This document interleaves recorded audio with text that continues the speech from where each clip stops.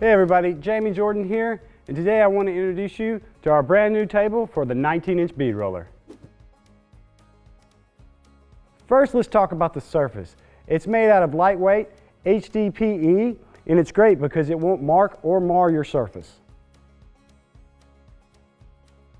A lot of times we're working with aluminum, brass, copper, any of these lightweight metals that tend to get scratched when you're using it on a metal table. With the plastic table, it won't. Integrated into the table is 1-inch reference marks all the way around, and that's going to allow you to keep your panels straight and give you a good reference as you're trying to roll these panels through here. It's got a lightweight aluminum strong frame that's going to hold this thing together and keep it nice and square as you're using it.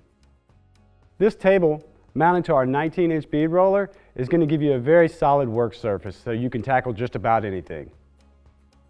And finally, this thing's made right here in the USA. To learn more about this product, you can head over to eastwood.com.